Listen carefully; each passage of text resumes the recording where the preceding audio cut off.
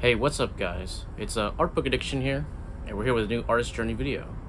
So today, we're going to be talking about the two worlds. So, in the artist journey, we inhabit two different worlds. The physical world and the realm of the divine, okay? There are different ways people have expressed this, okay? You could talk about it like in a spiritual sense. You could say like there's the real world and there's like the realm of God.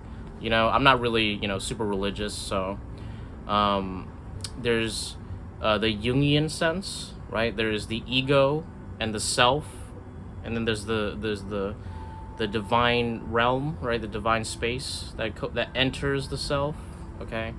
So in the world of artists, okay, the job of the artist is to travel between the two worlds, okay?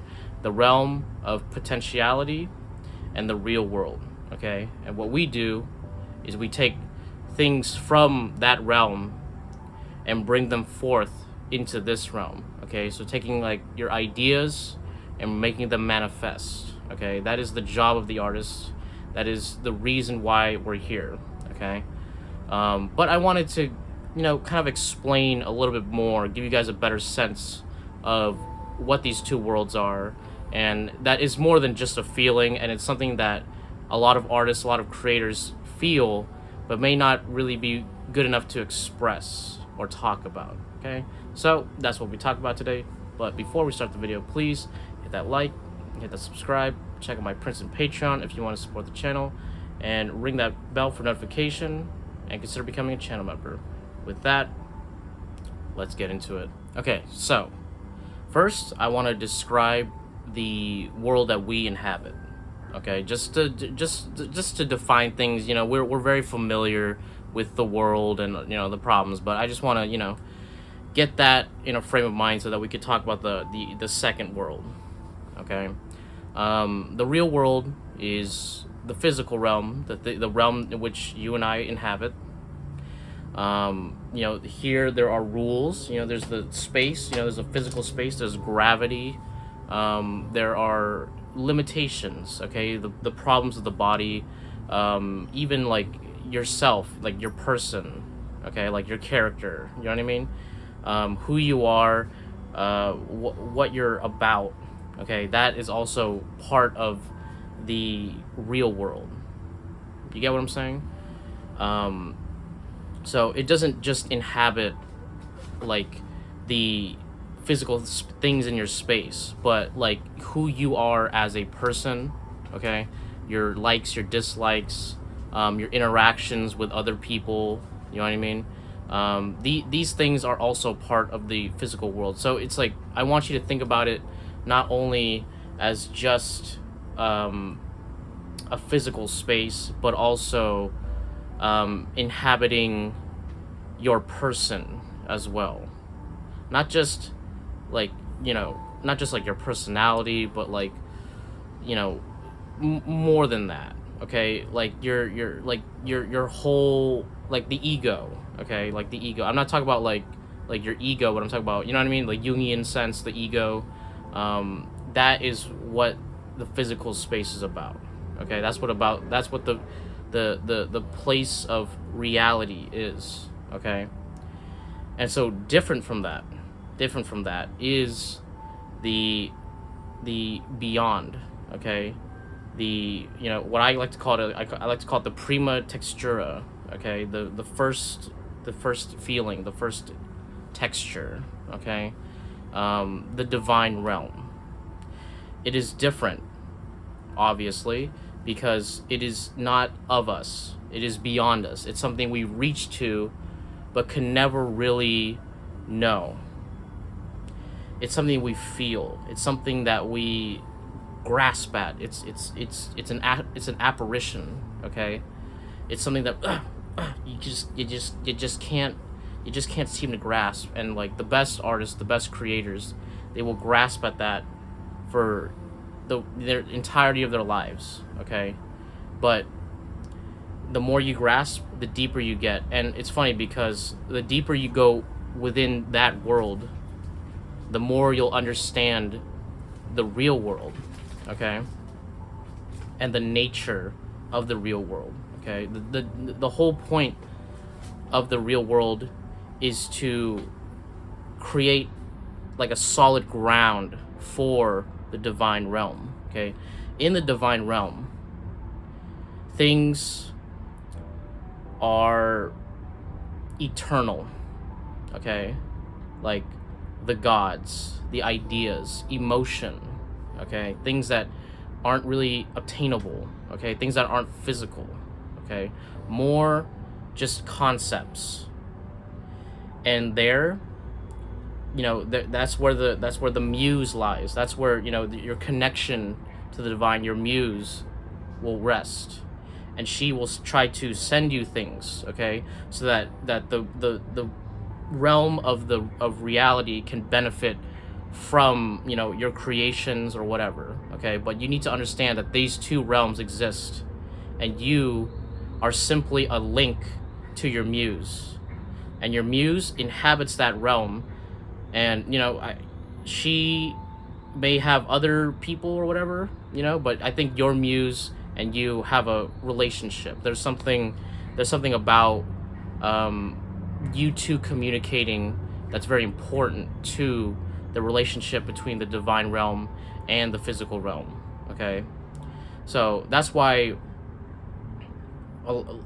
at least for me and a lot of other people, when we're like, sometimes ideas just like shock of lightning idea, okay, or like a vision, all right. For example, this painting right here that I just recently finished, that I didn't know about the painting until it just came to me, okay. The idea came to me, the composition came to me, what the subject, like almost like the entire thing just came to me, okay. And like, it takes, what it requires is my skill to learn how to know how to build it up and present that vision, okay. That's where the artist tries to meet the divine realm, okay. So I don't want to get too focused in on like, technical stuff. That's just, that's more, like just like I said, technical. But I want you to understand that the divine realm is infinite, okay. We are finite, but the realm is infinite. That's why there could be so many ideas, so many pieces of music, so many art pieces. So like, it's just infinite. Anything is possible up there, okay.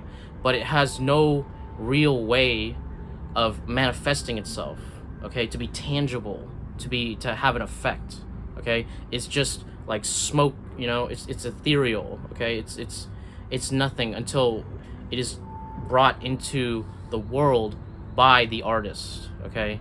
And that's why so many people can see the work, okay, and feel something, and like they feel this connection to something higher, okay. And like, you look at it, you ever look at a piece of work and you're just like, I love it so much, and it feels like, like it's so important, but you can't really explain why, okay. And that's the feeling, that's the touch of the divine, okay, coming in and seeping into the life, right. That's why when you look at a photo of a painting, it's not remotely as good as seeing the actual painting, okay. But it's still comparable, there's still benefits to it. So there is something about being able to reach into the divine, okay, and then like seeing pieces of it, all right. So it's like seeing like something that came from a whole different place, okay, and it uplifts us.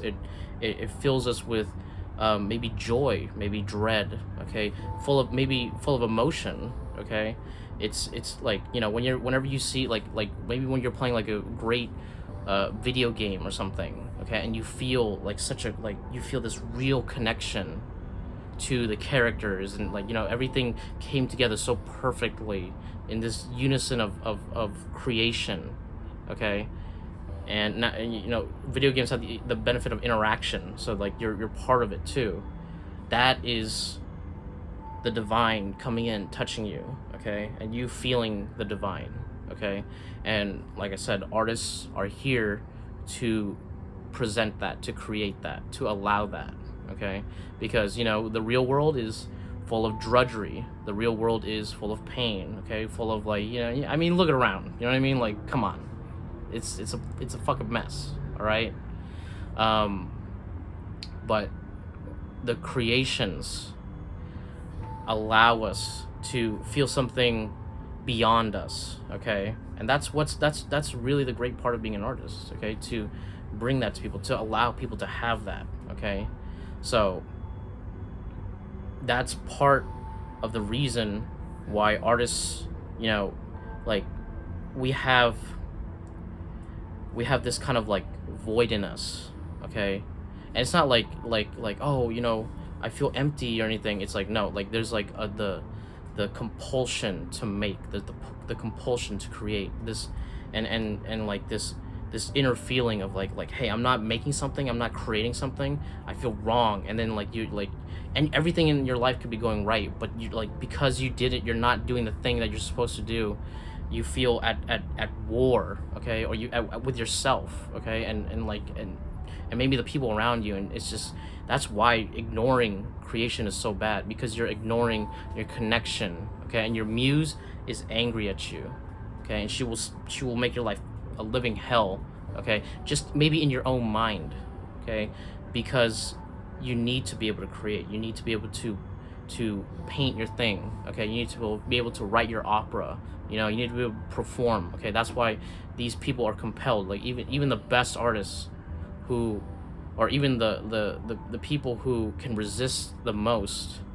will eventually cave in, okay. If the journey, like, it always leads back to the journey, whether you ignore it for years, whether you're gone from it for like decades, okay, it will bring you back, okay. I've seen people, okay, I know people who have gone away from the artist journey for decades, okay, successful career in, like, what have you, okay, making a lot of money, okay, and yet they feel empty, and yet they feel depressed, okay. There's just this itch that, like, they can't scratch, this wound that just won't heal, and that is art, okay, and that is creation. And the regular people, they're not going to feel that, okay, because they're just regular people, and you wouldn't want them to feel that, okay. But creatives, people like you and me, okay, we feel it, okay, we feel that divine pull, and to ignore it is folly, okay, and will just lead to your life being miserable. And like I said, the best people can really ignore it, but only for so long, before the world itself will start to punish you, okay. So let's just get back on track. I got into semantics, but I want to talk about how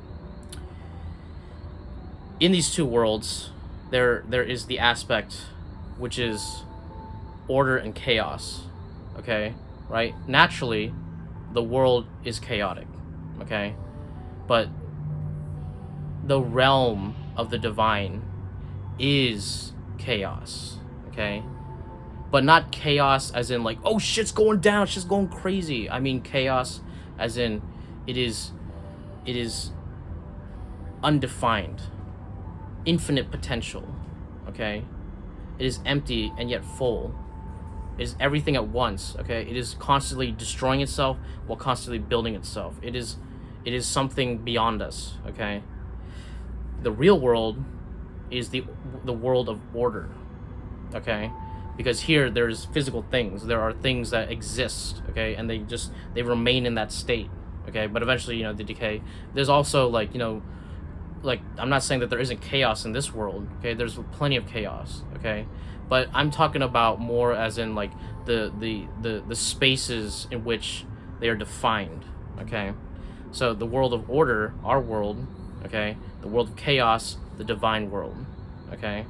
So the artist, okay, like I said, is a mix between chaos and order, okay. We are the bridge between those two realms, okay. So if you ever wondered why in your life you could be a little bit more chaotic than other people, you feel this like, it's the feeling that I was describing earlier. You feel that because you have chaos within you, okay? You have that feeling. But to become a truly great artist, okay, you need to order yourself. You need to become an agent of order. Okay, this is very important. This is something that I really need you guys to understand, because people think that artists are like, whoa, dude, I'm like bohemian life. I live a crazy life. I'm a little bit eclectic. Yeah, it's like none of that is real. Okay, none of that's true. That's just like the show that some people put on. Okay, a real creator, a real artist, okay, is extremely ordered. Why? So that they can take the most chaos and bring it into the real realm, okay?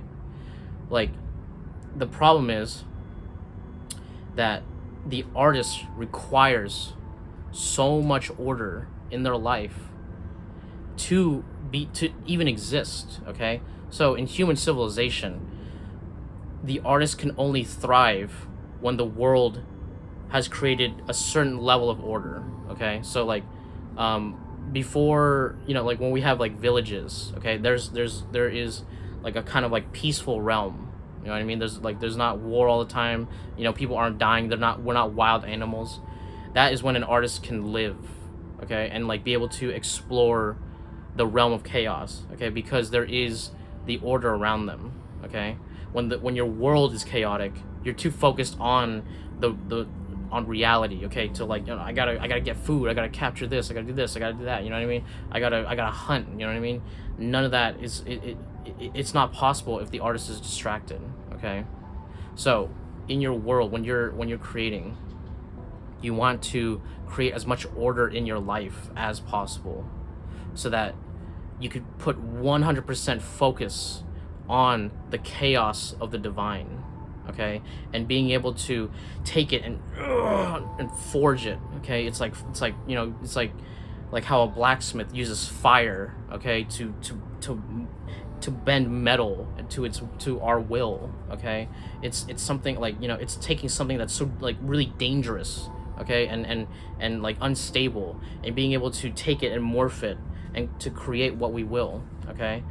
And like, we get the divine vision, so it's like, hey, you want to do this, okay, but you need to be able to take the chaos of your mind, take the chaos of the world, and be able to bring it in, okay, and create order out of it, okay. That's why a lot of the best creators are extremely ordered, okay. And I'm not saying like, hey, you have to be like OCD, you know what I mean, like whatever, that depends on your personality. I'm talking about being able to see the chaos around you and order it, okay. And how you order it, that's up to you, right? Some people, they want to be that OCD,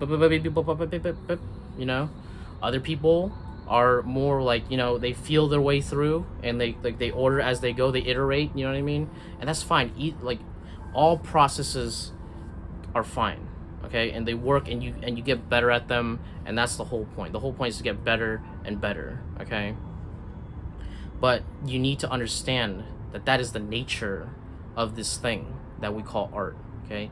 It is order and chaos, okay, mixed in with one person, but the order needs to be stronger than the chaos, okay, within yourself. So like when you're first starting out your artist journey, there's going to be a lot of chaos, okay, because that's just part of life. That's just part of growing up and learning about yourself and all that stuff, right?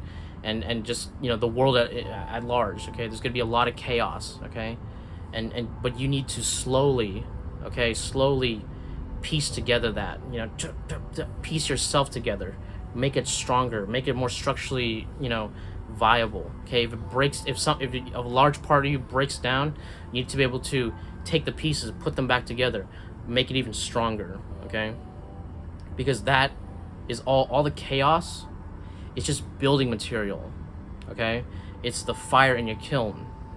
It's the clay that's, boom, infinite possibility. You have a big chunk of clay, that could be anything, okay? That's chaos. It's something for you to be able to mold, okay, into something meaningful. And building, creating, it takes a long time, okay? To get really good at it takes a long time, and it's not easy.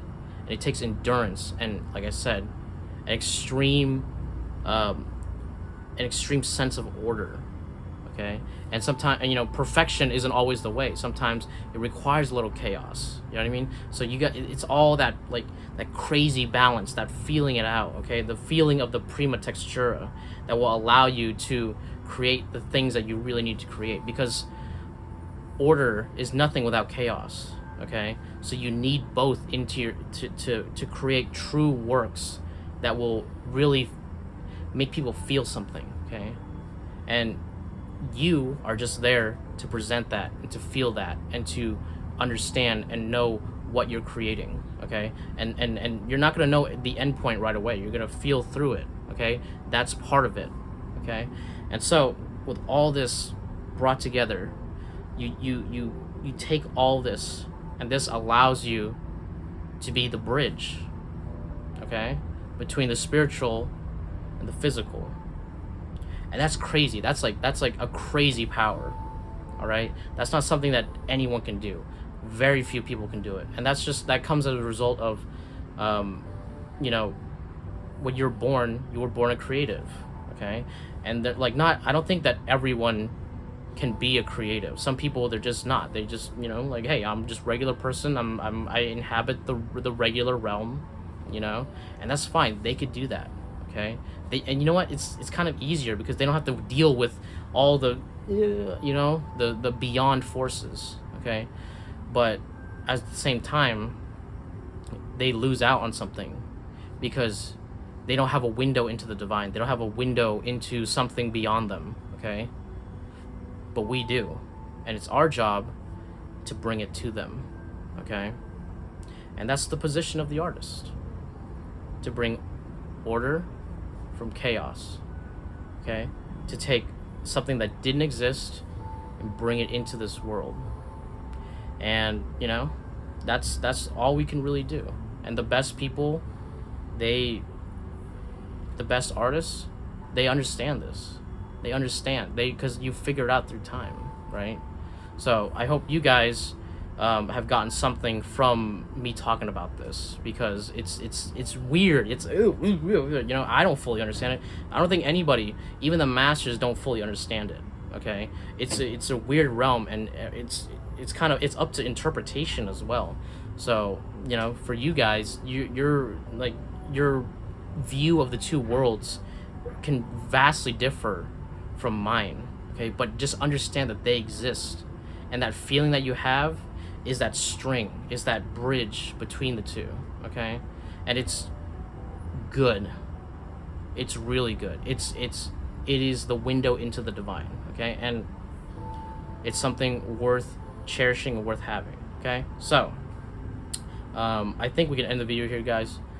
Please, if you enjoyed that video, hit that like, hit that subscribe. Check out my prints and Patreon if you want to support the channel. Ring that bell for notification. Consider becoming a channel member. All that bullshit. And I'll catch you guys on the next one. Thanks a lot.